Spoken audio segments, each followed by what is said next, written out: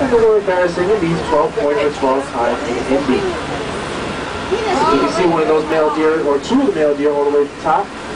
They're all the way to the back of the hill there, along the fence line. And you can see some more of our spot access deer as well. And as you move further along to the right, look at the slope of the hill. You'll see a bunch of animals that have the white underbelly.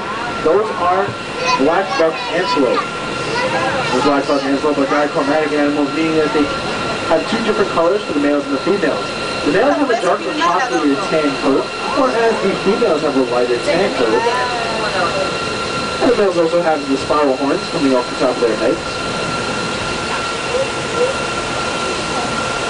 Now, those two small huts we just passed are very important conservation stories about our bears and deer. In 1970, there were estimated to be only 66 barracuda deer remaining in central India. This population was saved by the cooperation of the local Indian community.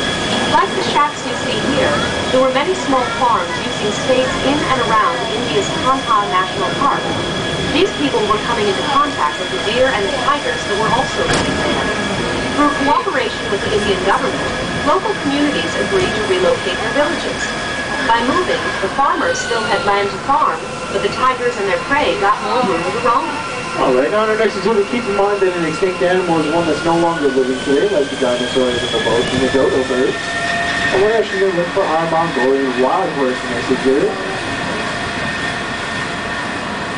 Now, the Mongolian wild horses will just be further along the exhibit at the top of the hill. So in the meantime, I'm going to give you guys a short little story about our Mongolian wild horse history. The first accounts of Mongolian wild horses come from rock engravings, paintings, and even cave drawings that date back more than 20,000 years.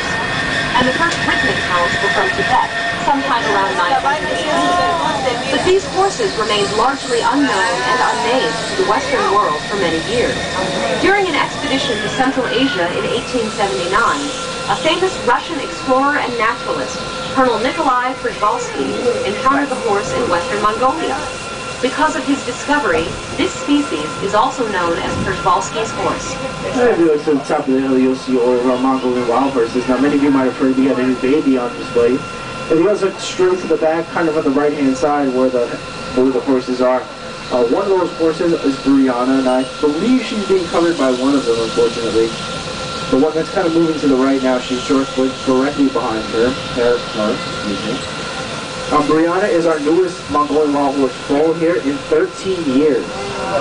So she is a great addition into the herd. Now she's a little bit smaller and lighter than the other Mongolian wild horses. She was born back in November, so she's still relatively young. She's only a couple months old. Our Mongolian wild horses are the only true wild horse left in existence today. You can see that they're a little bit different than the domestic horses that one might be used to seeing. Now, Mongolian wild horses began active breeding in 1901 with a group of 28 horses. In 1902, the Bronx Zoo received its first group of horses, and we've maintained our herd ever since. Now we're going to look for our gaur and our brow and the deer.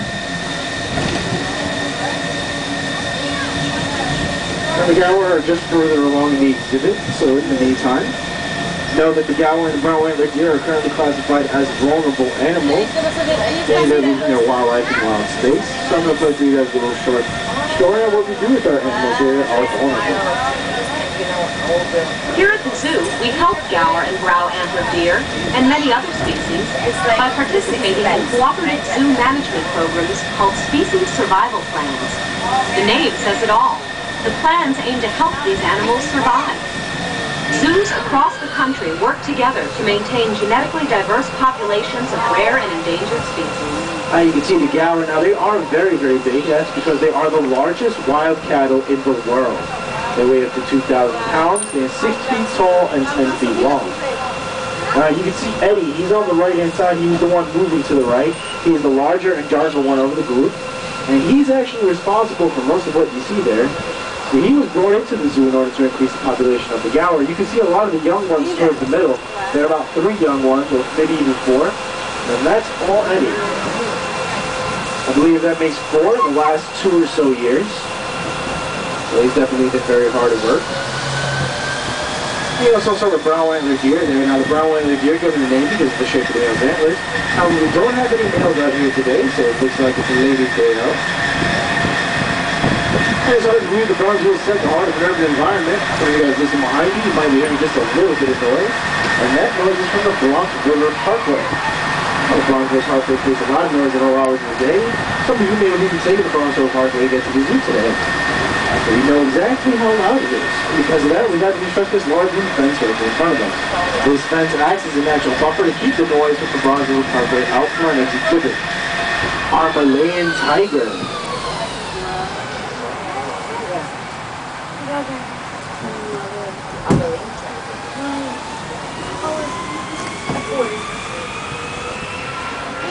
Now our tiger that we're looking for, her name is Sita, 7-year-old Sita.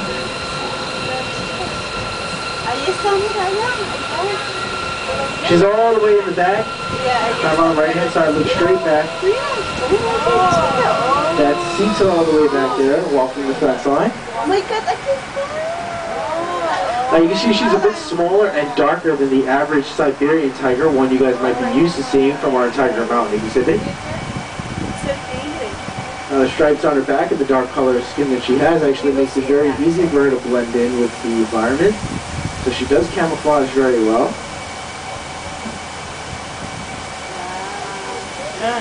Now that lovely lady can actually eat about 40 pounds of meat in one sitting. And that's about 160 hamburgers. After that though, she won't eat for about another 2 or 3 days. Now,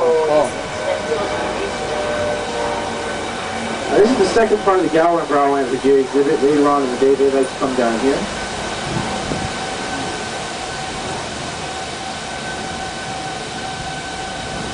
If you want to go check out some more of our tigers, again, you can go to our Tiger Mountain exhibit.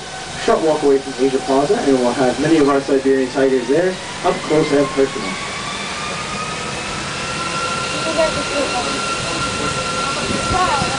And here's our main peafowl mating exhibit. This is where the peafowl come to mate.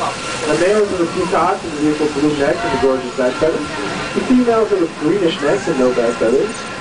So what will normally happen is the peacocks will raise their back feathers, shake their little rumps and give a squawk or two, and that will actually entice the peons to mate with them, hopefully.